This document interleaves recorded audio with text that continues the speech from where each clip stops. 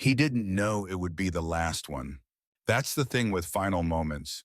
They never come with warning signs. No sirens, no blinking lights, just silence and routine.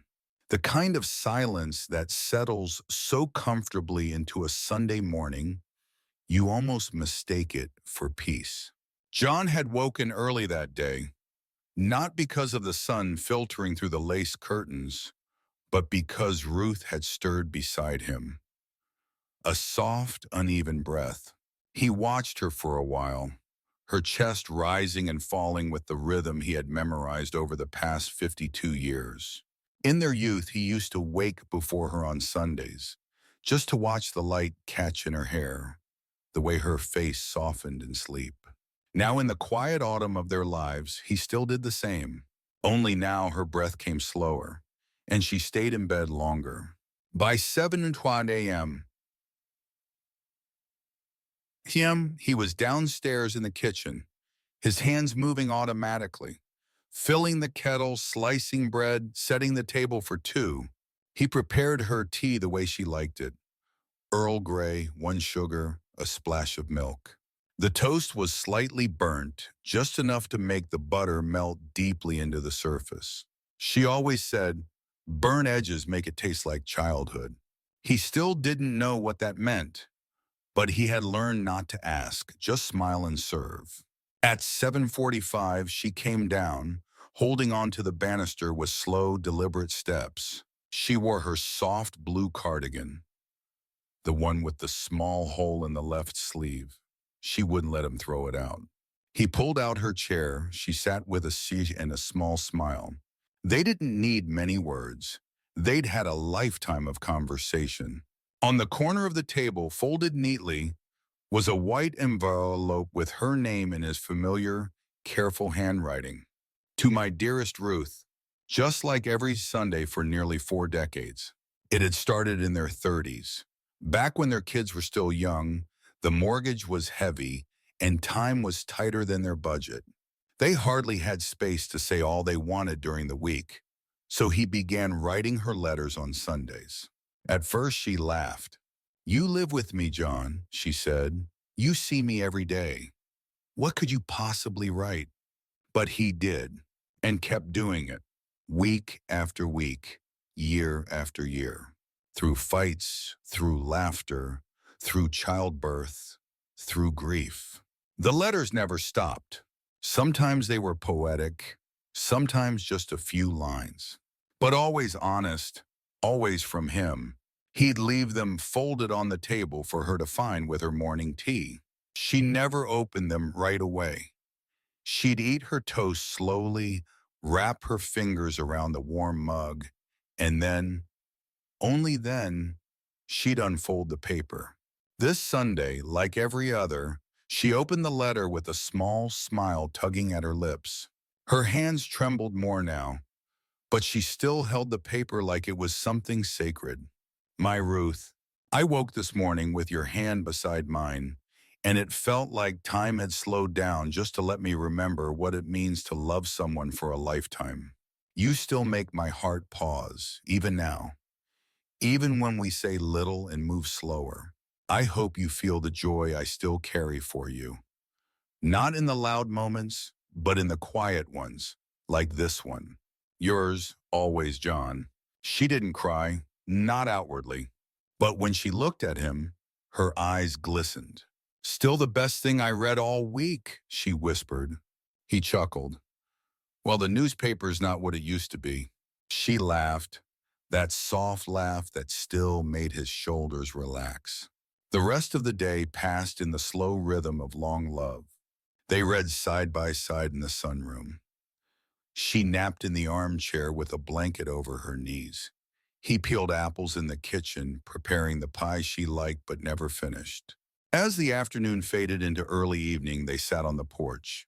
The sky wore its Sunday colors, soft pink, gentle lavender, the kind of hues only visible to people who know how to slow down. She leaned her head against his shoulder, her breath warm against his shirt. "You'll keep writing them, won't you?" she asked, barely louder than the breeze. He looked at her, took in the pale curve of her cheek, the way the light brushed against her thinning hair. Even when I can't read them anymore, she added. He didn't answer right away. He couldn't. The lump in his throat rose too quickly. But after a long pause, he said softly, I'll write until I forget how. That night, he helped her up the stairs, brushed her hair, buttoned her nightgown, pulled the blanket over her shoulders. He kissed her forehead, placed her letter on the nightstand, and turned off the light. She passed in her sleep, quiet, peaceful, without reaching for his hand, without warning. In the morning, he didn't know what to do. The kettle still boiled, the toast still burned, but the seat across the table was empty, and the letter from the day before still sat unopened on her nightstand. He took it, held it against his chest, and sobbed. Not loudly, but deeply. By the afternoon, he sat at the table again, this time alone. No toast, no tea. But in front of him sat a blank sheet of paper. He took his pen, held it longer than usual, and wrote, My Ruth, I hope you slept well. You looked peaceful last night, like you were already dreaming of the scone. I miss your tea on the table. I miss your laugh echoing through the hallway. I miss the way you say my name like it matters. But I will keep writing, every Sunday, until my hand forgets how. Because love doesn't end when someone leaves. It lingers. It folds into the walls, the bed sheets, the corners of the kitchen. And I want you to know I'm still here, and I will write until I meet you again. Yours always, John. He folded the letter, wrote her name, walked to the mailbox, slipped it inside. The red flag raised, even though he knew no one would come to collect it. But that didn't matter, because the ritual remained, because love needed somewhere to go, even if it was just the wind. The house was too quiet. Not the kind of silence that comes with peace, but the kind that follows absence. Heavy, unmoving, loud in its own hollow way. John sat at the kitchen table, his hands wrapped around a cup of tea gone cold. The toast remained untouched. The butter knife lay neatly beside the plate, exactly where Ruth would have placed it. The only thing missing was her. And that was everything. The night before felt like a dream that had unraveled into morning. He had woken up slowly, instinctively turning to touch her shoulder. But the space beside him was still and quiet in a way that told him she was no longer there. Not just physically, but entirely. The warmth was gone, and so was she. He moved through the motions of the day as if guided by an invisible hand. He dressed, shaved, fed the cat who still lingered by the door as if nothing had changed. He nodded at the neighbors who offered soft, knowing smiles without saying a word. Everyone knew she had gone gently, but still she had gone.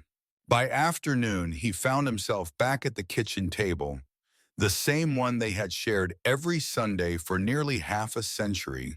The sun fell lazily through the window, catching on the small vase of wilting flowers she had placed there days before. He stared at the chair across from him, the indentation of her body still pressed into the cushion, the ghost of her movements lingering in the air.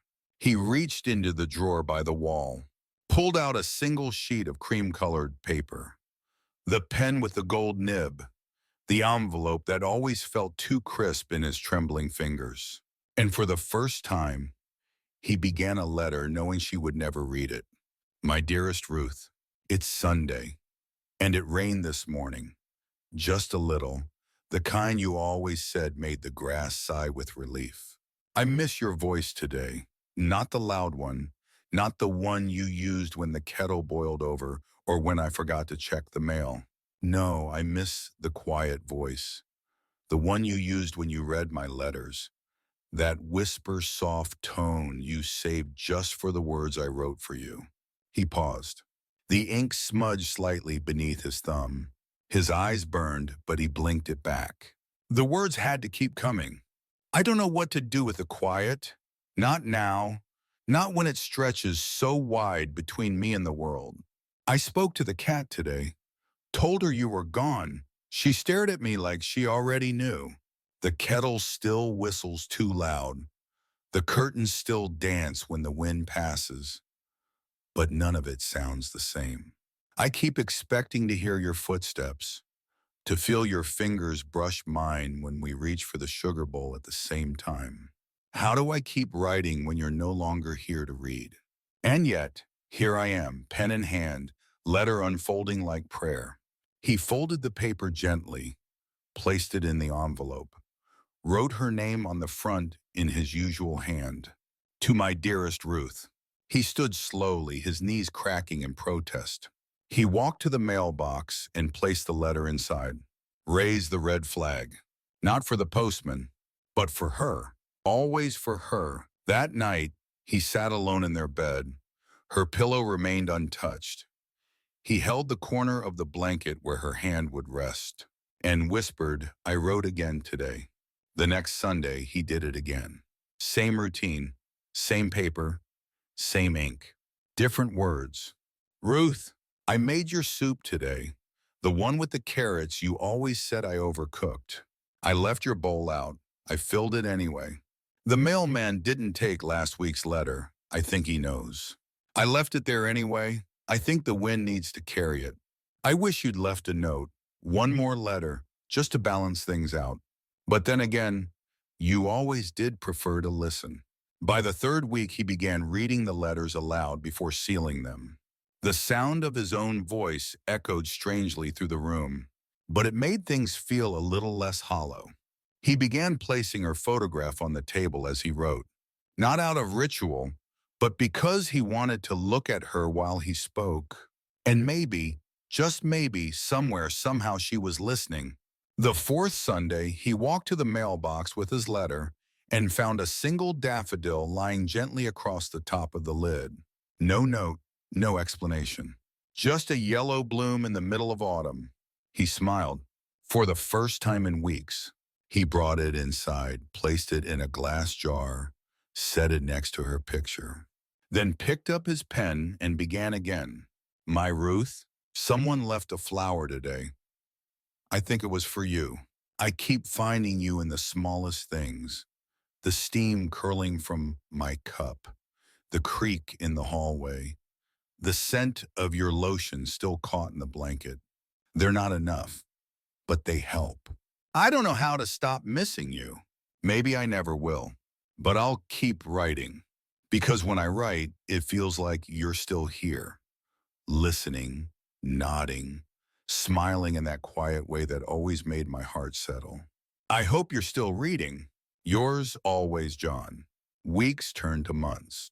Winter settled in, but the letters never stopped. Each Sunday he'd write, not always with sadness, sometimes with memory, sometimes with gratitude, sometimes with nothing but silence and ink. The mailbox began to feel like a sacred space, not for sending, not for receiving, but for remembering. One morning in February, he woke to find the red flag down and an envelope inside, his own handwriting on the front, but different paper, thicker, warmer. Inside a single line. She always knew how much you loved her. Keep writing. Someone's still listening. No name, no return address, just those words. He held the letter against his chest and wept. They don't tell you that grief doesn't silence love. It gives it echo. Every Sunday since he's written, and every Sunday he begins the same way.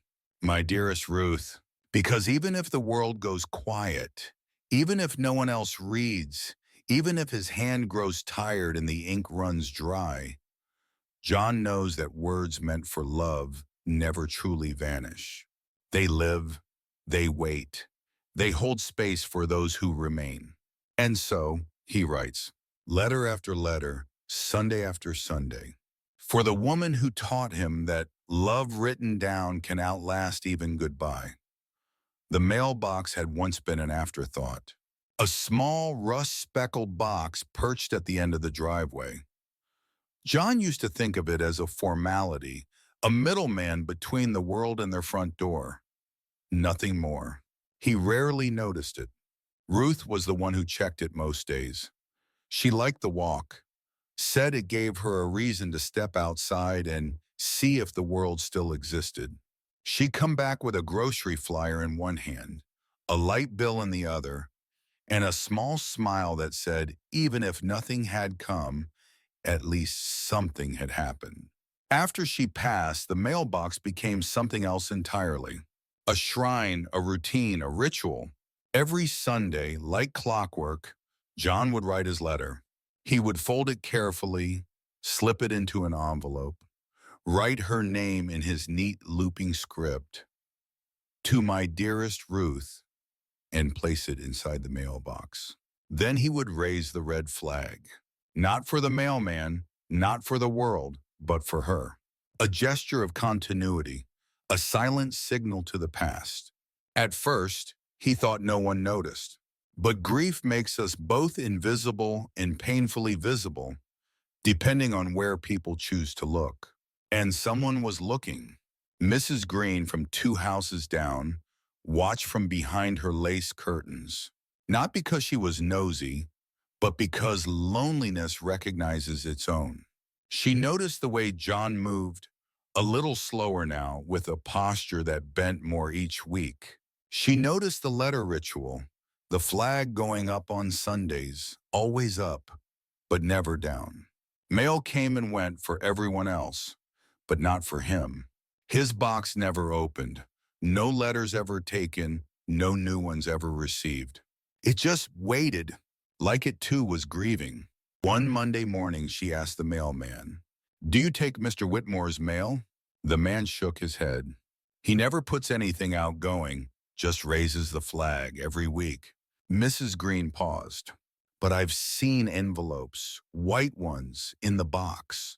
The mailman furrowed his brow. "I've never seen them." John never realized. Perhaps because the mailman came early. Or perhaps because, like his grief, he'd stopped checking whether the world responded. He didn't need a reply. He just needed the act. The writing, the placing, the waiting. It was enough.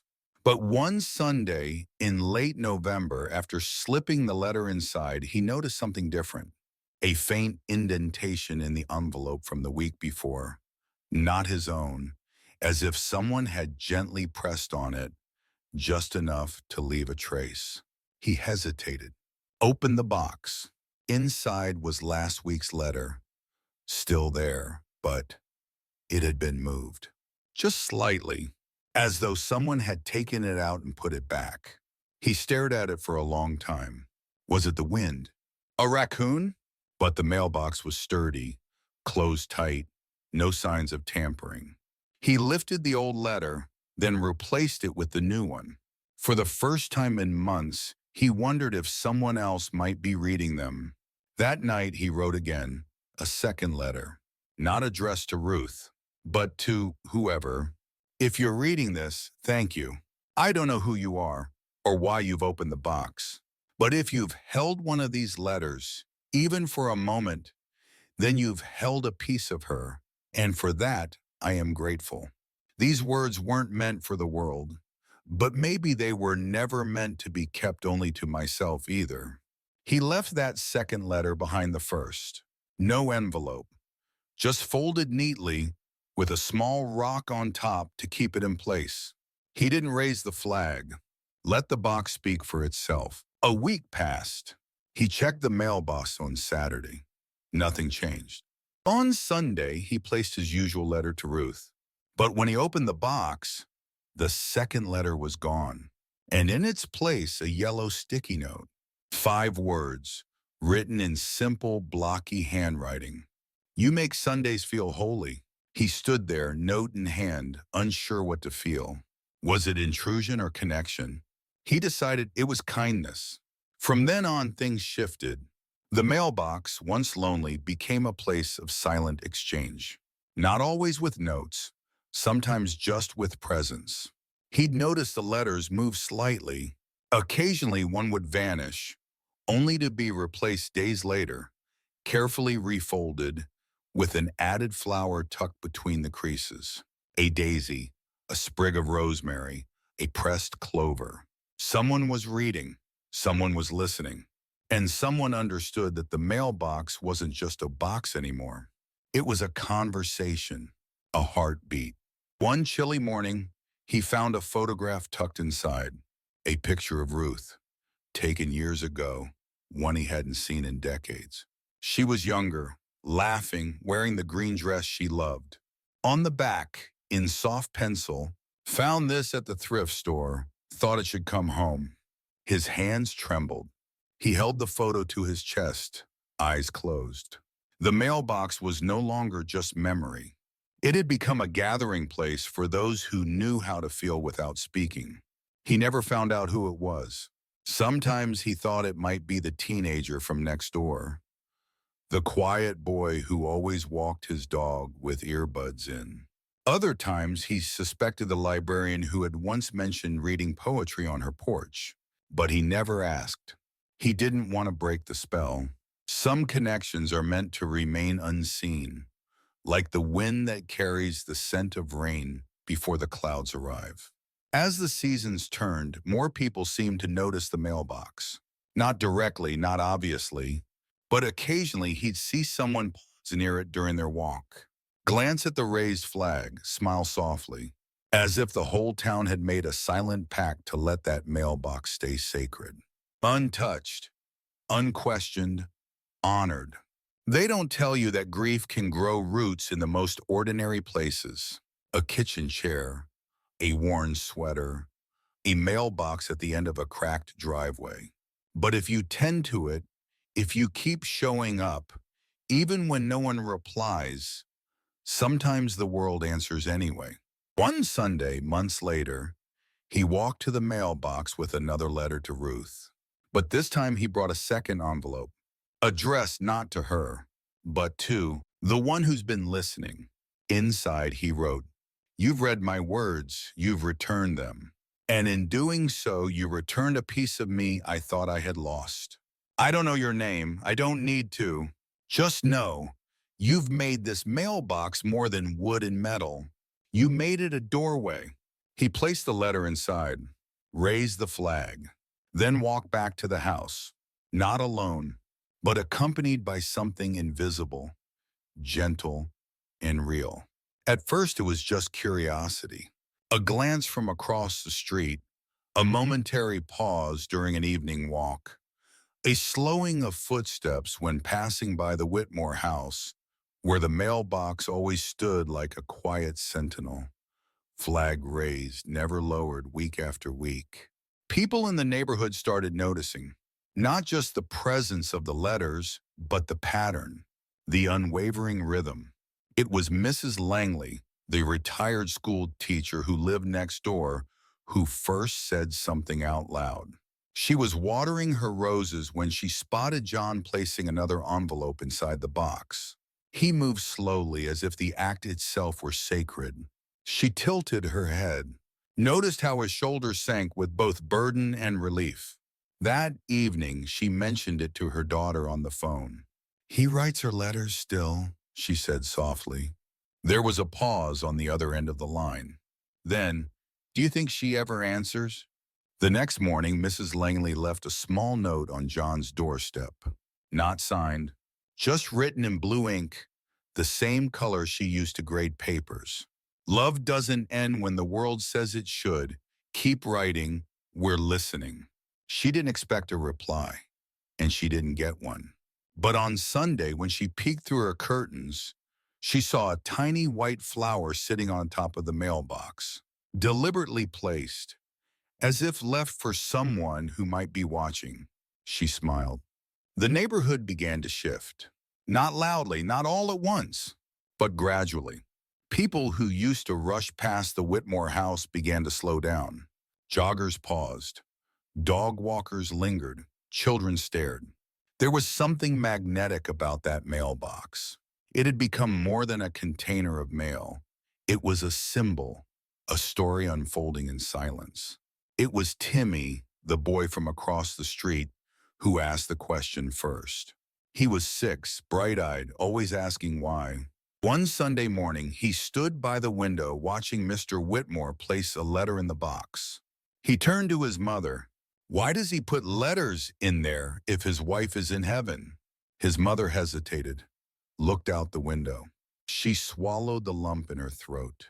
Because sometimes, she said, love keeps talking, even after someone's gone. The next Sunday, Timmy drew a picture, a house, a mailbox, and a stick figure couple holding hands with a big heart above their heads. He folded it and placed it on the lid of the mailbox before church. John found it later that morning. He stood staring at it for a long time. Then he brought it inside, set it beside Ruth's photograph, and added a sentence to his weekly letter. Ruth, the kids across the street are starting to notice. I think they understand something the world has forgotten.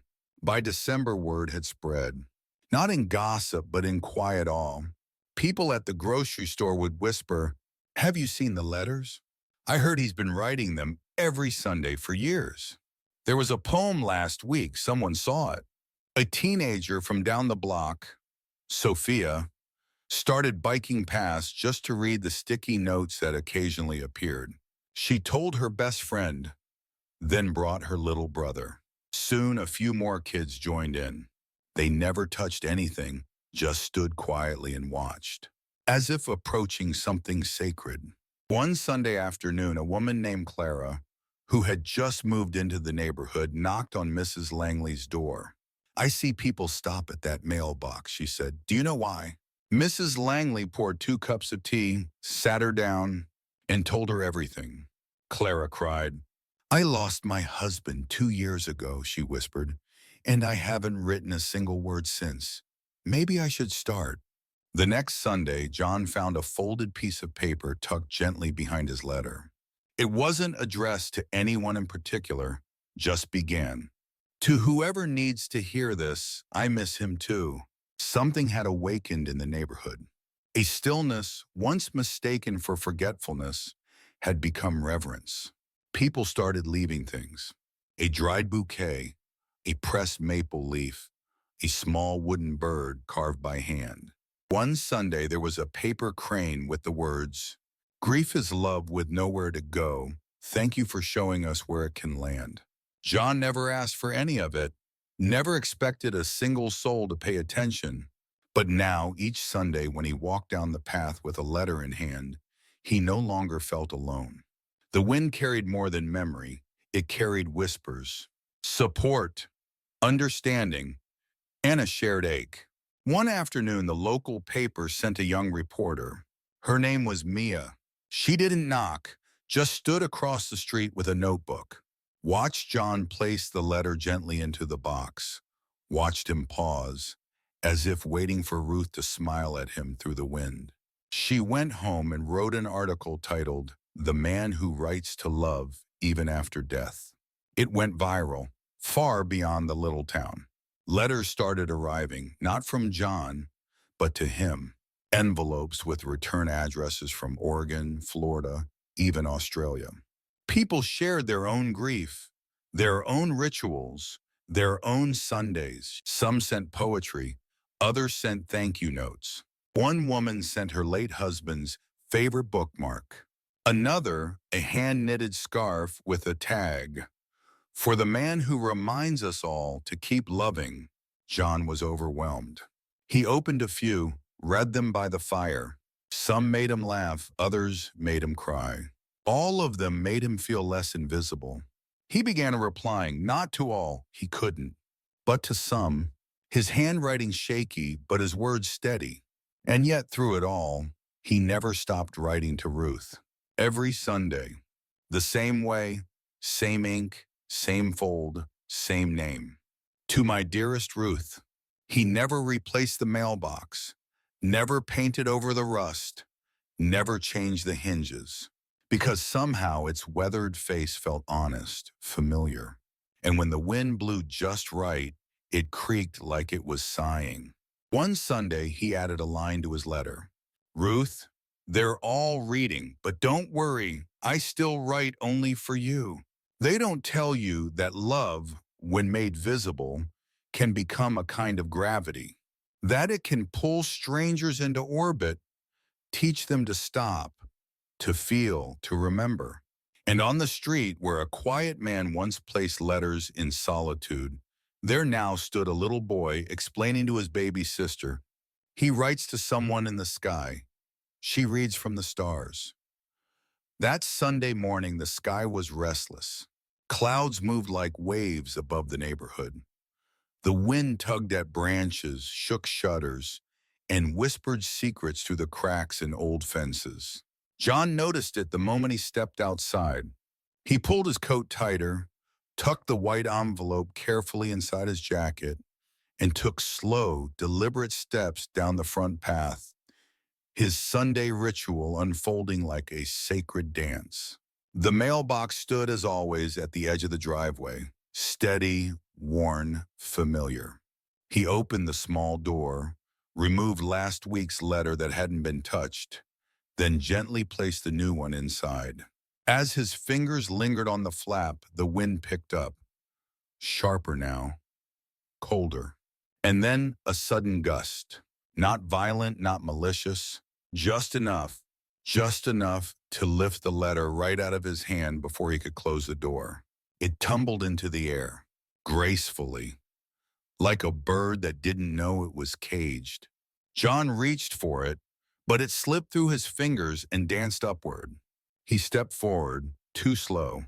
The letter soared past the fence, over the hedge, and disappeared into the street.